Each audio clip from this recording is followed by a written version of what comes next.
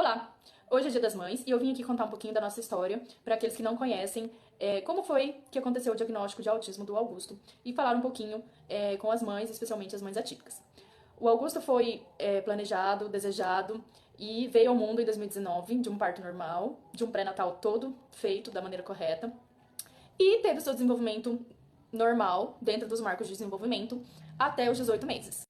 Foi com essa idade que eu percebi que o Augusto não estava desenvolvendo a fala como ele deveria. Ele balbuciava bastante, ele falava algumas poucas palavras, mas ele não estava se comunicando da forma como deveria para a idade que ele já estava.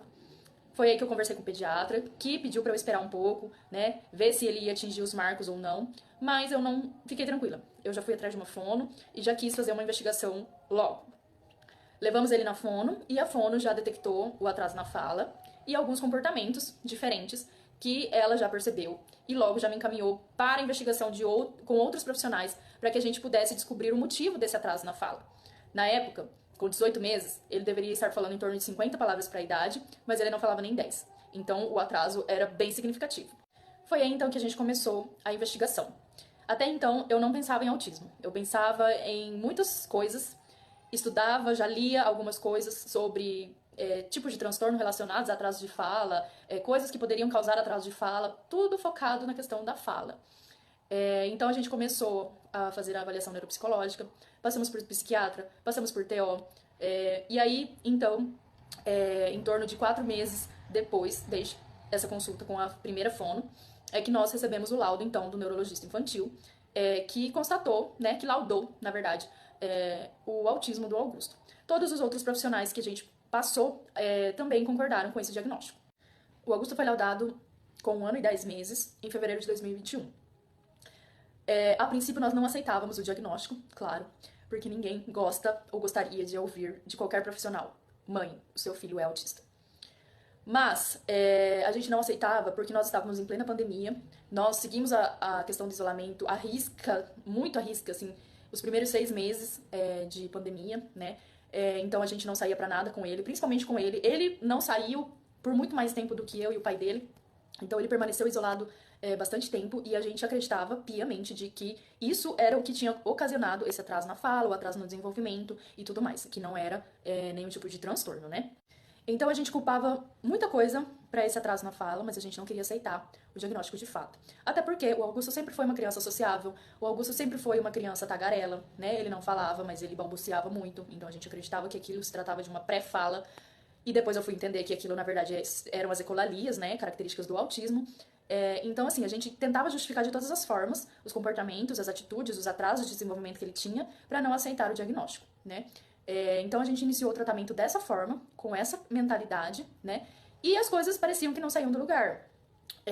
Não dava certo com os profissionais que a gente tentou, não encontrávamos profissionais adequados para o tratamento dele, né, a gente acabava aceitando qualquer um porque a gente queria sair do lugar de qualquer forma. Foram meses de negação, foram meses de luto, né? Até que um dia eu assisti o vídeo de um rapaz autista, adulto já, que conta a história de vida dele. Depois eu posso deixar até o arroba pra quem quiser conhecer.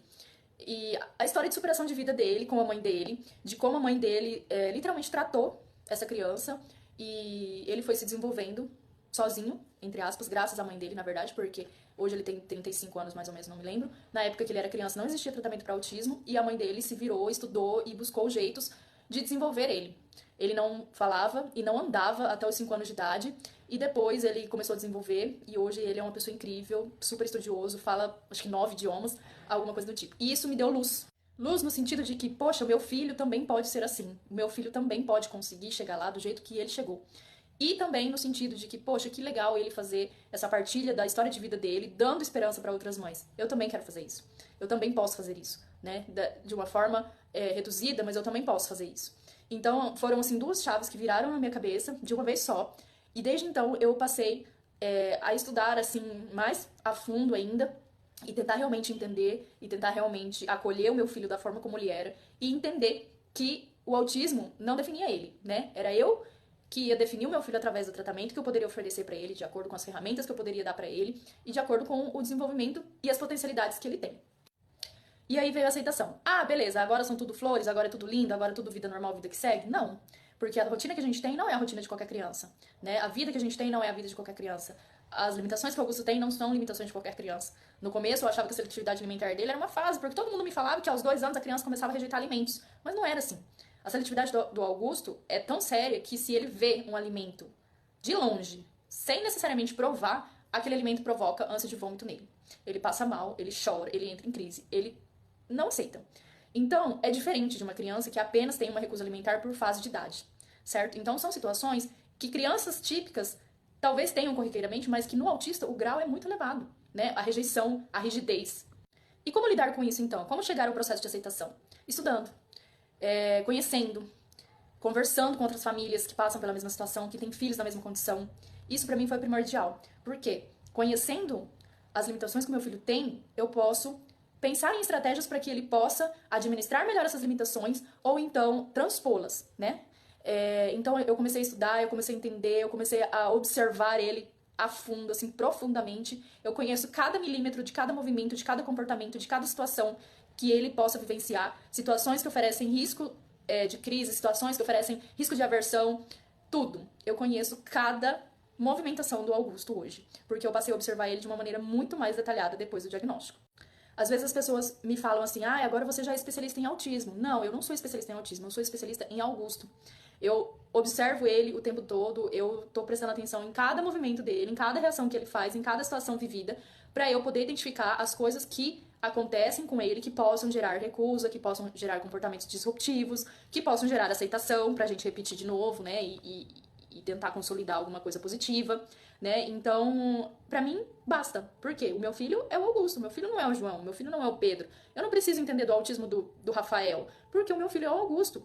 Eu não sou terapeuta, né? Os terapeutas sim deveriam entender o autismo de cada um, né? Eu sou mãe, então eu tenho que me preocupar com as características e as potencialidades do meu filho. E aí o que acontece? Muitas vezes, quando a gente recebe o diagnóstico, a gente rejeita o diagnóstico, a gente fica com medo, a gente chora, a gente passa muita coisa pela nossa cabeça. Mas por que de tudo isso? Porque a gente não conhece. Nós não sabemos o que é o autismo até que o autismo chega na nossa casa. A verdade é essa, entendeu? Infelizmente, as pessoas ainda não se preocupam com esse assunto de maneira corriqueira, assim, sem ter a obrigação de lidar com isso diretamente, né? Então, o estudo, o conhecimento sobre o assunto liberta, né? Salva a gente de muita coisa, salva a gente do preconceito, salva a gente da ignorância, faz com que a gente entenda e compreenda atitudes e comportamentos do nosso filho e que a gente consiga olhar para eles com mais amor. E hoje, o Augusto tem características 100% clássicas de autismo, né? A neuro dele costuma até dizer que o Augusto é um modelo de autismo de livro, porque ele tem todas as características que o TSM prega, né? E aí, só que na época que ele foi diagnosticado, ele não tinha essas características tão acentuadas. Por quê? Porque ele estava em desenvolvimento, né? Depois é que começaram a surgir outras características, as que ele tinha foram se aprofundando, né? Foram aumentando, e hoje não restam dúvidas, né? Pra mim não restam dúvidas, e tá tudo bem, né? No começo eu achava, meu Deus, e se o médico deu um laudo errado? E se ele não for isso? E se ele for outra coisa? Ou se ele não for nada? E a gente ficava preso naquele rótulo, né? Naquela coisa do papel escrito. Então eu venho falar aqui pra você que é mãe atípica, mais uma vez, diagnóstico não é destino. É clichê, mas é verdade.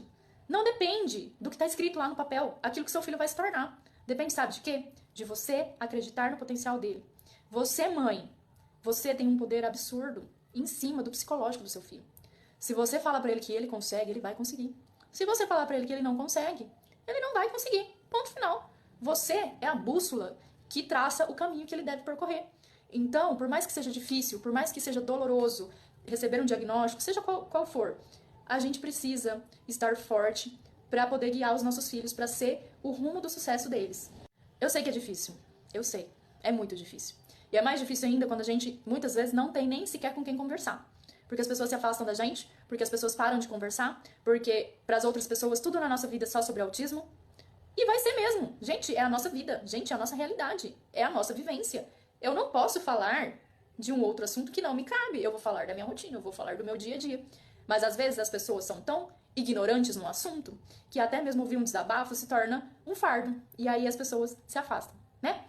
Então eu sei que é difícil, mas o que a gente tem que fazer? Se juntar com os nossos pares, né? Com outros pais atípicos, formar grupos de WhatsApp, conversar, desabafar, buscar aconselhamento psicológico, né? Se for o caso.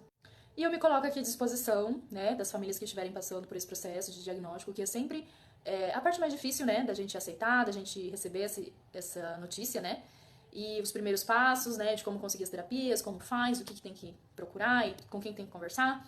Esse tipo de informação eu sempre me dispus e estarei sempre disponível a ajudar a quem puder precisar desse tipo de informação, desse tipo de acolhimento também, porque às vezes a gente fica tão perdido, né, que às vezes a palavra de uma pessoa estranha acaba confortando a gente mais do que um próprio amigo, né? Então, se você estiver passando por esse momento, pode me procurar, pode entrar em contato, tá? E vim aqui desejar um Feliz Dia das Mães para todas, né? Que a gente possa ter sabedoria e discernimento para criar os nossos filhos, que a gente possa sempre estar fortes, porque nós temos aquele serzinho que depende da gente, né? Que se espelha em nós, que está nos observando o tempo todo, e a gente tem que ser exemplo de resiliência, exemplo de força, exemplo de superação para eles também, né? Então, superar os nossos obstáculos, superar os nossos preconceitos, superar as nossos defeitos, né? Também servem como apoio para eles, né? Nós somos espelhos dos nossos filhos e então a gente tem que sempre dar o exemplo, né? Então é isso, meu povo. Um Feliz Dia das Mães para todas. Hoje é um dia muito especial. Eu amo esse dia, amo comemorar esse dia. Acho que a gente merece muito, é muito merecido, né? Então, vamos tirar o dia aí para tentar relaxar, para comemorar com a família, né? E amanhã é um novo dia. Amanhã a luta continua, mas a gente vai conseguir.